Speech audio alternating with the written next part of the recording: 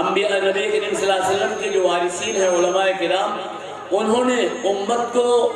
قرآن کریم کے تمام چیزوں کو اور تمام احکام کو سمجھا دیا ہے، اور یہ بھی بتلا دیا ہے کہ کتنے عمل، کون سے عمل کرنے سے جنت ملے گی اور کون سی غلطیاں کرنے سے جہنم ملے گا۔ لیکن ہمارا یقین چونکہ کمزور ہے، اس لیے ہم ان باتوں کی طرف توجہ نہیں دیتے۔ وہ ایک واقعہ میں نے پڑھا تھا ایسی، یعنی ویسی ہے، بس یوں سمجھیے آپ کہ ایک شکاری تالاب پر گیا مچھلی پکڑنے کے لیے، اور اس نے وہ کانٹا لگایا، کانٹے میں گوشت لگا کر کے اور اس کو ڈال دیا پانی میں اور ڈور اپنے ہاتھ میں لے لی۔ اب ایک چھوٹی مچھلی اس کی طرف کو لپکی، آتی ہے مچھلیاں، بڑی مچھلی نے اس کو روکا اور کہا خبردار، اسے اپنے منہ میں مت لے لینا، یہ لقمہ تر مت سمجھو اس کو، یہ اگر تمہارے منہ میں چلا گیا تو بس تم پھنس گئی۔ باہر شکاری بیٹھا ہے، وہ تمہیں جھٹکا دے کے باہر نکالے گا، اور نکالنے کے بعد تمہارا پیٹ چاک کر کے تمہارا سارا ملبہ علبہ نکال کے اور تیل گرم کر کے اور تمہارے پیس کر کے تمہیں جو ہے بھونے گا، اور بھوننے کے بعد نمک مرچ مسالے لگائے گا اور پھر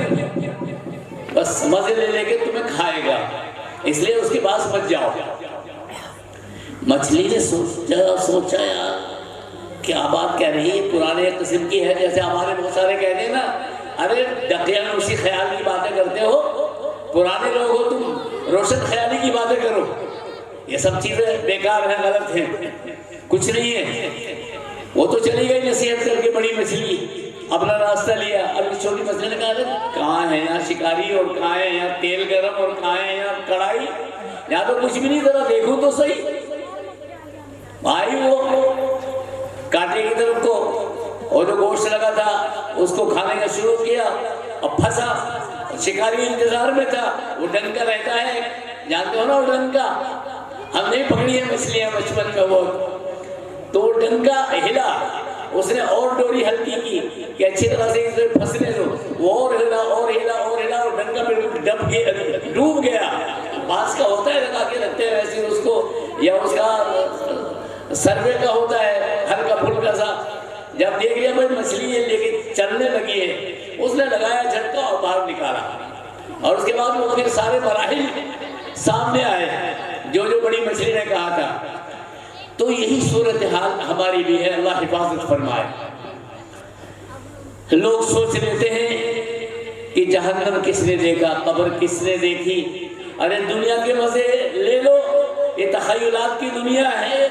مولوی لوگ تو ایسی باتیں کرتے رہتے ہیں، اب ان کی باتوں کی وجہ سے ہم دنیا کے مزے بھی چھوڑ دیں، دنیا کا تعیش بھی چھوڑ دیں، آرام بھی چھوڑ دیں، نہیں،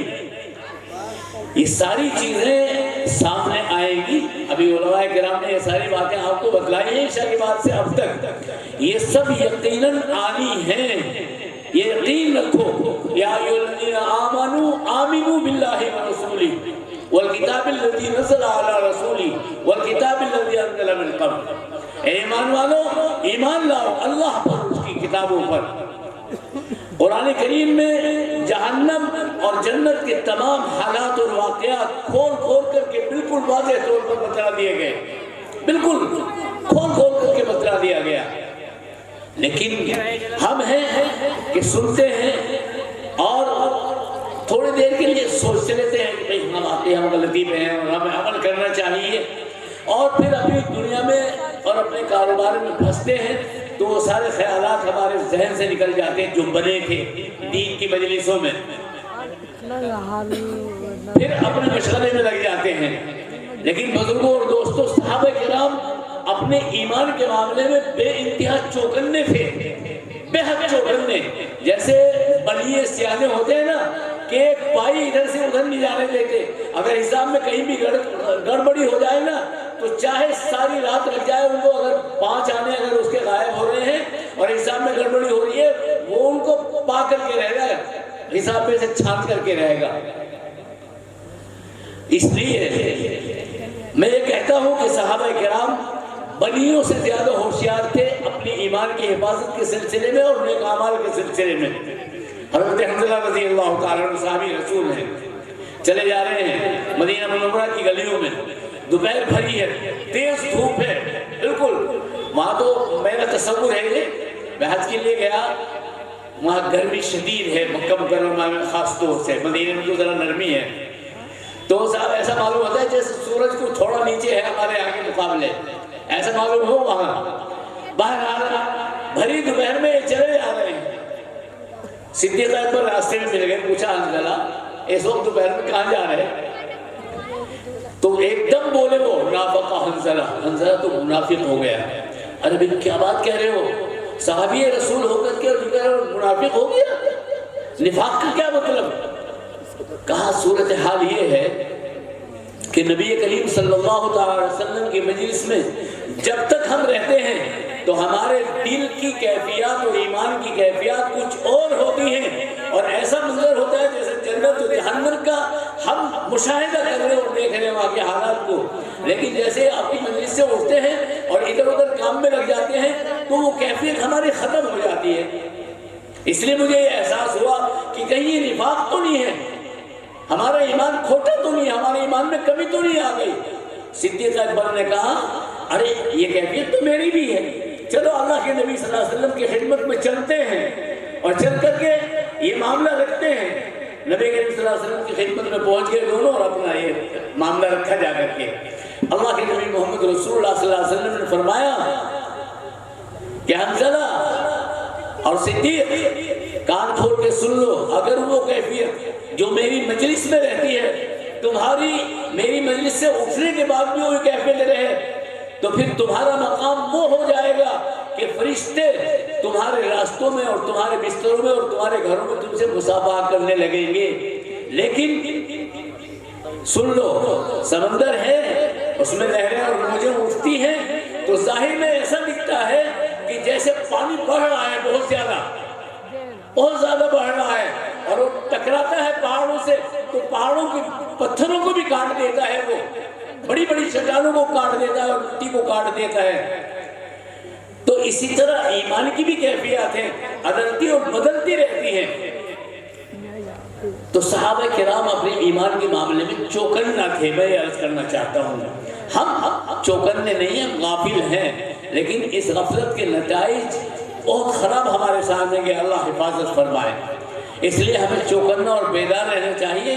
ان مجالس کا جو انعقاد کیا جاتا ہے وہ اسی لیے کیا جاتا ہے، چوکنے کرنے کے لیے۔ اللہ رب العزت نے فرمایا وَذَكِّرْ فَإِنَّ الذِّكْرَىٰ تَنفَعُ الْمُؤْمِنِينَ، اے نبی نصیحت فرماتے رہیے، ٹوکتے رہیے، اس لیے کہ نصیحت کا کرنا اور ٹوکنا مسلمانوں کو نفع دیتا ہے، فائدہ پہنچاتا ہے۔ تو بہرحال یہ ساری باتیں جتنی بھی ہوئی ہیں ہمارے اپنے نفع کے لیے ہیں، کاش ہم اس پر توجہ دیں اور خیال کریں اور اپنی زندگیوں میں تبدیلی لائیں تاکہ اس برے حشر سے ہماری حفاظت ہو جائے جو میں نے مثال کے ذریعے سے سمجھایا ہے۔ بس اب بات کرنے کا وقت نہیں ہے تو ایسی ذہن میں آ گئی ایک بات، اس لیے میں نے کہہ دی، دعا فرما لیجیے بس۔ الحمدللہ رب العالمین والصلاة والسلام علی سید المرسلین وعلى آله وصحبه أجمعين اللهم لك الحمد ولك الشكر يا الله اللهم إنا نسألك بأن لك الحمد لا إله إلا أنت المنان بديع السماوات والأرض ذو الجلال والإكرام يا حي يا قيوم برحمتك نستغيث اللهم إنا نسألك الهدى والتقى والعفاف والغنى اللهم أحسن عاقبتنا في الأمور كلها وأجرنا من خزي الدنيا وعذاب الآخرة اللهم يسر لنا أمورنا مع الراحة لقلوبنا وأبداننا والسلامة والعافية في ديننا ودنيانا وكن لنا صاحبا في سفرنا وخليفة في أهلنا واطمس على وجوه أعدائنا يا قاهر ذو البطش الشديد أنت الذي لا يطاق انتقامه يا قاهر وامسخهم على مكانتهم فلا يستطيعون المضي ولا المجيء إلينا اللهم إنا نسألك الجنة ونعوذ بك من النار اللهم إنا نسألك إيمانا كاملا ويقينا صادقا وعلما نافعا ورزقا حلالا طيبا ولسانا ذاكرا وقلبا خاشعا وبدنا سالما ودعاء مستجابا وصحة كاملة وشفاء من كل داء. اللهم إنا نسألك إيمانا دائما لا يزول ونعيما لا ينفد ومرافقة نبيك صلى الله تعالى عليه وسلم في جنة الخلد. اللهم ربنا لا تعاملنا بما نحن أهله وعاملنا بما أنت أهله. أنت أهل التقوى وأهل المغفرة والجود والكرم والإحسان.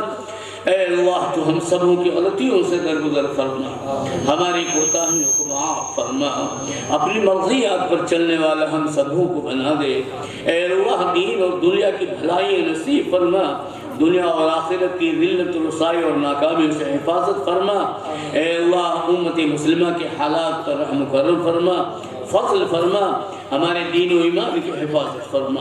عزت و آبرو کی حفاظت فرما، مساجد و مقابر کی حفاظت فرما، مدارس دینیہ اور مراکز اسلامیہ کی حفاظت فرما، خانقاہوں کی حفاظت فرما۔ اے اللہ اس مدرسے کو دن دونی رات چوگنی ترقیات سے نواز دے، اس کی ضروریات کی کفالت فرما لے، اس کے جو کرم فرما اور محسنین ہیں، جو لوگ تعاون کرنے والے ہیں، ان سبوں کے ساتھ احسان و کرم کا معاملہ فرما، فضل کا معاملہ فرما۔ قاری محسن صاحب اور ان کے رفقاء کار جو محنت کر رہے ہیں ان کو بارآور فرما۔ اے اللہ ان کے فیض کو عام فرما، ہم سبوں کے اندر خلوص للہیت پیدا فرما، ہمارے والدین کی مغفرت فرما، ہمارے آباء و اجداد کی مغفرت فرما، ہمارے اساتذہ کی مغفرت فرما، ہمیں اور ہماری اولادوں کو نیک اور صالح بنا، تقوی و طہارت کی زندگی عطا فرما۔ اللہم ربنا تقبل منا انک انت السمیع العلیم وتب علينا يا مولانا إنك أنت التواب الرحيم.